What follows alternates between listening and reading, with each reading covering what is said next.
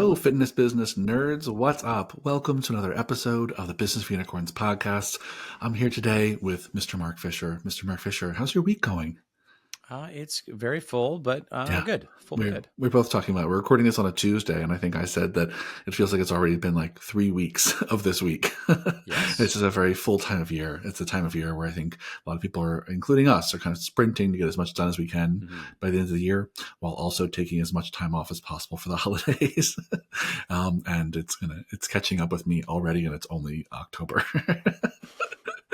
Well, let's dive into today's topic, because I'm excited to do this because we don't record that many podcasts that are specifically for the portion of our audience who are not yet gym owners. But we know there's a lot of you out there listening to this podcast who are religious listeners, listening maybe even for years, who work in the industry, maybe are trainers, maybe you work for someone who's in Unicorn Society, but you yourself don't yet have a gym. And so we want to do a podcast today that speaks directly to some of you who dream about, are thinking about, maybe even planning for opening your own gym in the coming months and years. And we want to answer the question, like, how do you know when it's time? How do you know when like all the stars are aligned and it's time for you to open up your gym? And so maybe, Fisher, I'll ask to start with you, and maybe I'll ask this very specifically. Going back to Mark Fisher Fitness, what were all the signs and signals that told you it was time for your kind of side hustle of training to become an actual gym? Yeah, I don't know. It's so funny. I wish I had. It's only look back about 13, 14 years ago. Yeah. If I had a self vlog, if I was keeping time to sort of understand what I was thinking. My remembering of it was being very resistant to the idea when you even actually first like had broached it. Yeah. When Peter and Ray were doing Snatch, and you're like, you think about doing a thing? And I was like, nope. I want an easy life. I don't want a hard life. I'm not a dumb. I think a lot of it for me was just getting more and more interested in the thought of creating some sort of like kind of work community. And I think is when I found books like I remember Delivering Happiness was particularly interesting. I remember distinctly reading that. I also remember walking home when I lived on 29th Street in Astoria, and I was like talking on the phone call, and I was being like, yeah, we don't have the appetite for risk this guy does. This guy's like crazy. We were so like, what? Like, but it sort of like evolved organically. I mean, part of it was like on a whim, because the original projections we did when we met the summer of 2011, we're like, all right, the summer of 2012, we'll start looking for a space. Yeah. And once we started talking about it, like I was like, oh, well, it looks like there's a space above Westway Diner. This is the former Sleepy's mattress thing. Like, sure, let's go look at it. And then one thing kind of led to another. And then we sort of like, I think probably anchored ourselves because I had started looking. And then Brian Patrick Murphy put us in touch with Hardcore Broker, Chris Halliburton. And so we started like looking at other spaces in the area. So yeah, the one thing kind of led to another. I wish I could say it was more of an intention. Like, now we're ready to look. Yeah. Because the original, like my original sense of like our thinking was, it felt like this kind of like good idea, but it's like long-term, long away. You don't live here. You have a job in Philadelphia. Yeah. And then it just like all sped up once it became like a thing that was a seed in our mind. Totally. But I can't remember a moment where I was like, oh, let's have a in-person brick and mortar gym. Yeah, 100%. I think you're right. It was a confluence of a bunch of things. The things that I remember feeling like, because I think we're both pretty risk averse. I don't think we're big risk takers. I'm not the kind of person who's going to be like, what the founder of Nike, didn't he file for bankruptcy like 5 times throughout the course? And I don't think I have that kind of risk tolerance. Just like, file for bankruptcy, start over again. And so the thing that I remember very vividly was like, wow, I actually didn't think we could afford it. But then we started looking at the numbers like, well, the money's coming in. I think we actually could afford this. We actually maybe even already have cash for a down payment. So that was something that felt like, okay, maybe this is within our financial reach. The second thing was then when we started looking at spaces, for me, it all felt like it sped up. Because I was like, oh, this is real. There are spaces available that actually could fit our needs, because we didn't look for that long. I mean, we only looked at a handful of spaces before we found one. We're like, oh, there are things that actually are in a neighborhood we want, at the size we want, the price we want. I was like, this is like kind of doable. And I think the third thing for me, like all in hindsight, of course, that like felt like the stars were aligned was like, I knew that there was demand for what you were doing. I knew that there was people like really ready to spend more money and keep coming and coming back.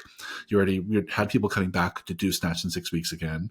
We already had people that you've been personal training for a long time that were Hmm. very loyal. So I was like, there's real loyalty here and there's more interest. And then once it seemed like viable, I was like, this kind of makes Yeah. sense. Why wait? If we can Yeah. do it now, doesn't it make more sense to stop Yep. paying rent to these other people and Yep. jump in? And of course, all of that is in hindsight. I have no idea if that's exactly what I was thinking at the time, but those are the things I know that made me feel comfortable to move forward. Yeah. Yeah. I do think that's true. And I think that's, maybe another thing that is not appropriately remarked upon is, which, by the way, and again, I always try to be clear, like, look, here's things you can model and here's things you can't.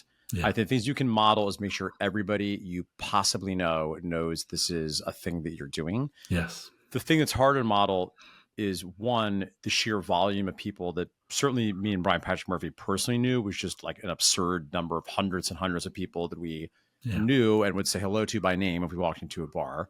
The other thing that's harder to count on was just like, I don't know. And I feel like this is the risk of like sounding like braggy and like I've talked about this a lot, maybe sound arrogant, but it's like we were just really good at what we were doing. Sure. We knew everybody was losing their mind about this thing we were making. And by the time we opened up that first facility, to your point, I mean, first of all, I had always done a good job of paying attention to my contact database. Even as a personal trainer, I was unusually meticulous. But the last round of Snatch, it had 100 participants. So over the course of the year of 5 rounds of Snatch, and then still doing a fair number of personal training people, Kyle Langworthy starting to do Overflow, him bringing in some of his old clients.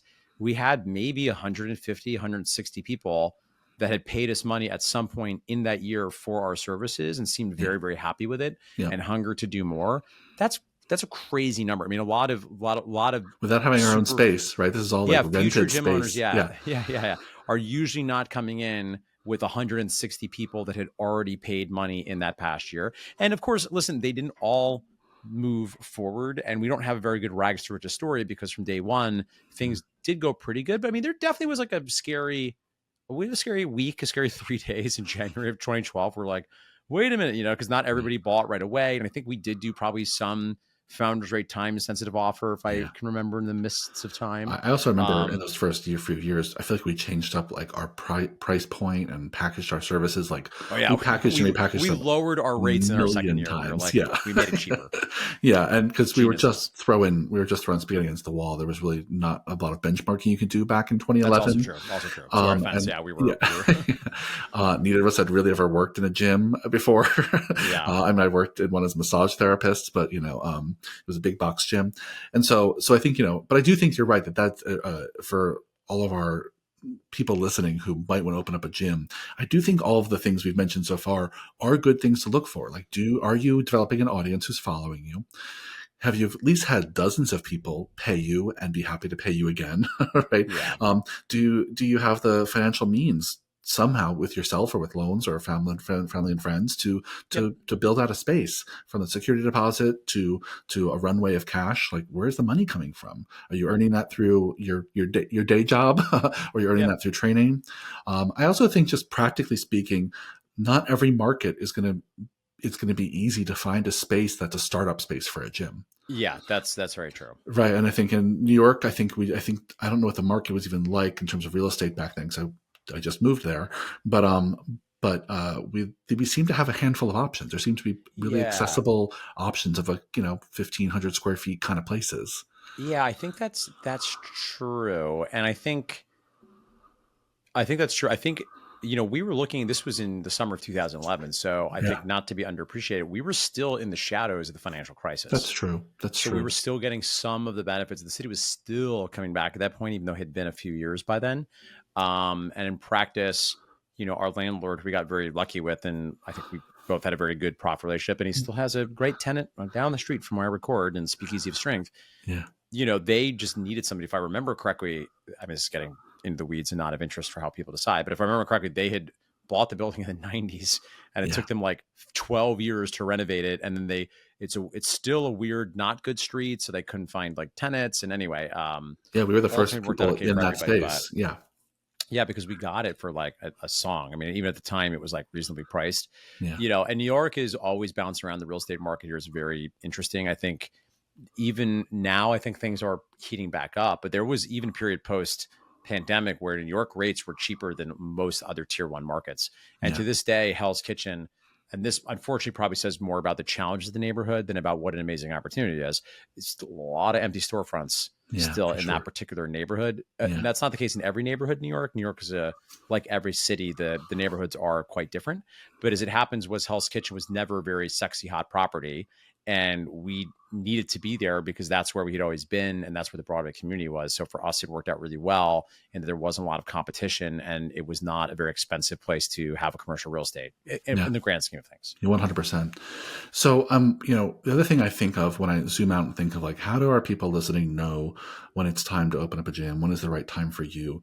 The thing that we never talked about at all, but in hindsight made a huge difference, I think, and tell me if you think I'm wrong here, is that we were young and single and ready to work all day, every day. Yeah. Yeah. And the single part didn't last long. We got hitched soon after, but I mean, we didn't have kids. We weren't, at that point even engaged, right? Or had boyfriends or girlfriends. And those first few years of any business you start, it's kind of an all-in enterprise, right? There's a lot of risk. You got to get the flywheel flying. And I remember, waking up with my laptop on my lap and falling asleep with my laptop on my lap for at least the first few years, which is, which not everyone can do given their stage in life. And I'm not saying that anyone listening who like has kids or is married should not open a business. Of course not. I'm just saying, like, in our case, the thing I look back on is like, wow, that was really helpful to not have any place to be other than that. And could stay up as long as we wanted. And there's nothing else pulling us in any other direction. I think if you do have any other obligations, I think it's just really important for you to be honest about how much time you really have to dedicate to building this thing, because it can be an all-encompassing experience. Yeah, I think that's very true. And it's interesting in that one thing I've observed, and we talked about this before on the podcast, but we weren't repeating again.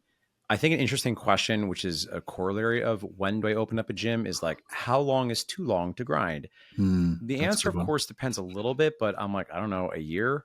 Yeah. Ideally, no more than 6 months if you go all in. Certainly no more than 2 years. And if more than 2 years, I'm not saying you should close your gym, which we'll talk about in another podcast at some point. Yeah. I am saying what you're doing is not working. Yeah. And I love you, but what you're doing is not working. Now, and part of what might not be working is, to your point, it might be like, yep, you need to work 70 hours a week.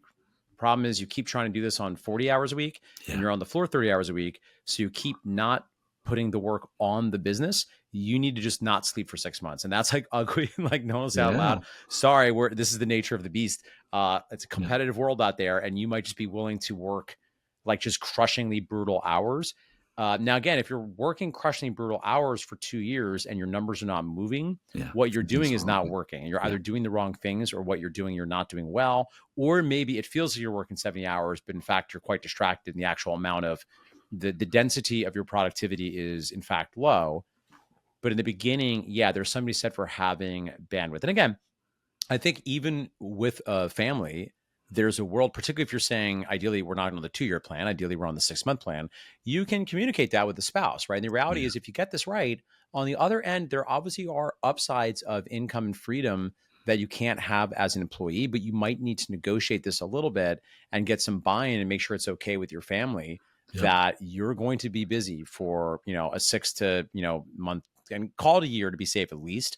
I wouldn't bank on this going fast. Again, we did a lot of things right, but we also had a lot of luck. I hope you get lucky too. It might only be a few months if you, if you have a lot of skill set, if you just maybe get lucky in the right market, the right location. But I think you really need to plan on having a year of just relentless focus, of not taking a ton in the way of vacations, of being available, of working those long hours. Because again, I think this is an issue I see sometimes, is somebody that is working, again, what feels like a lot, but they just have a lot of other life commitments. So in fact, they're 45, 50, even 60 hours per week. It's just not enough to get them over the hump, particularly if they're on the floor 35 hours per week and they have no bandwidth or brain width to give to the sort of other things to grow their business, like delegating and growing the business. Yeah, 100%. I think it's really, I think it's really wise to think about that. And I think when I think about, families who make that kind of sacrifice for someone in the family, I think it happens all the time, for someone in their Yeah. 30s or 40s who decides to go back to school, right? It's a thing you Hmm. communicate with your family. It's a big investment Yep. of time and money. There's some risk involved, right? And that's a thing you can all decide, but it's much harder to go back to your school, back to school in your 30s and 40s than it is if you go when you're in your 20s, Yeah. so there's just more to negotiate, but I think Yeah. it's Yeah. totally Yeah. totally possible, and it's a Yeah. benefit if you had our experience, which was like you were not tied to anything and could I work think as that's hard true. as we wanted to. Yeah.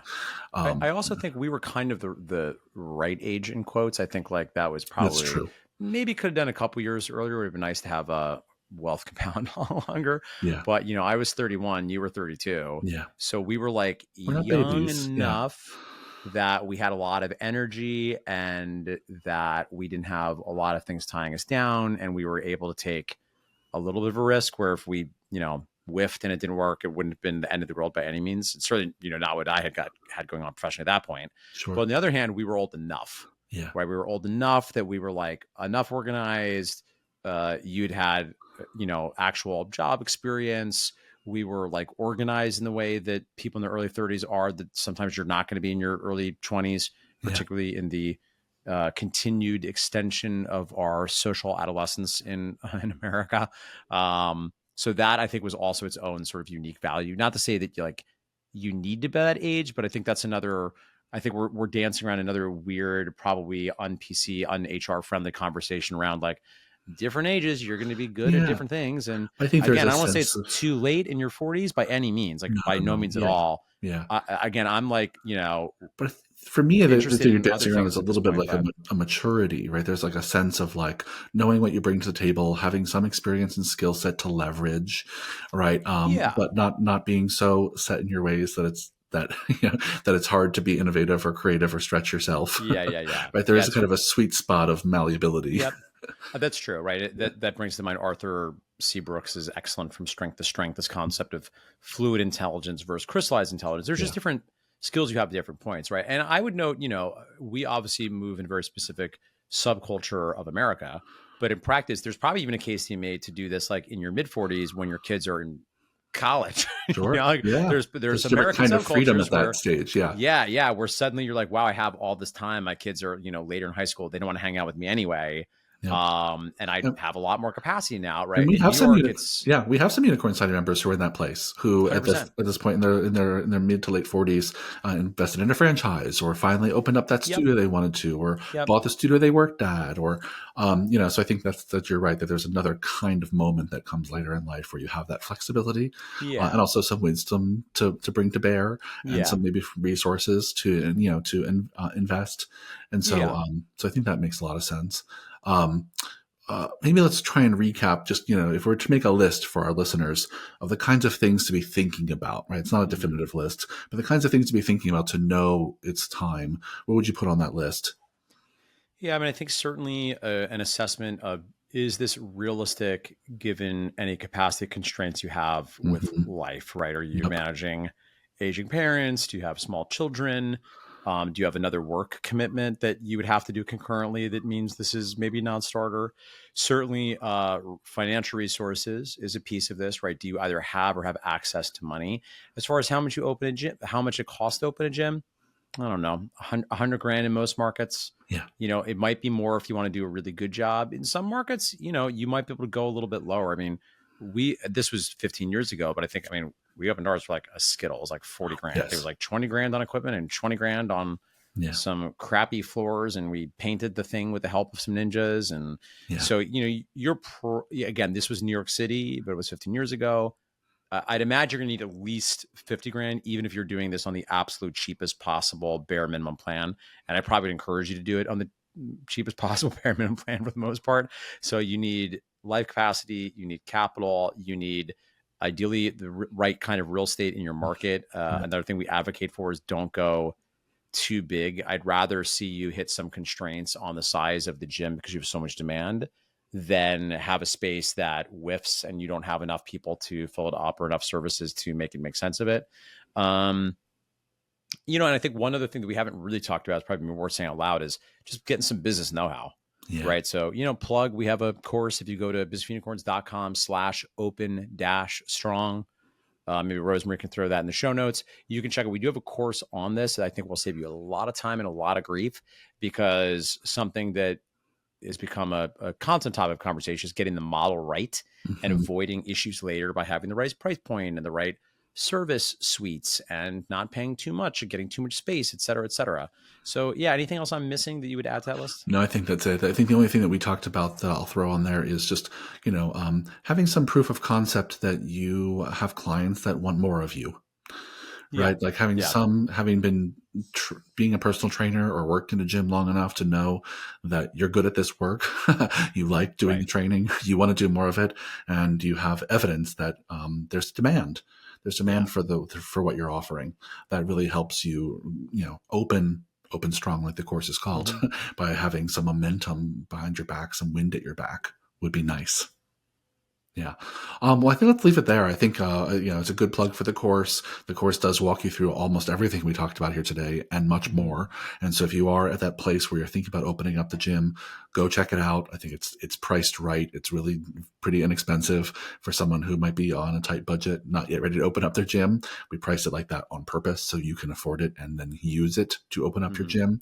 So go check it out. We'll put it below in the show notes. And thanks as always for a great conversation, Fisher. Enjoy the rest of your day. And dear listeners, I'll see you on the next one. Have a kick-ass day.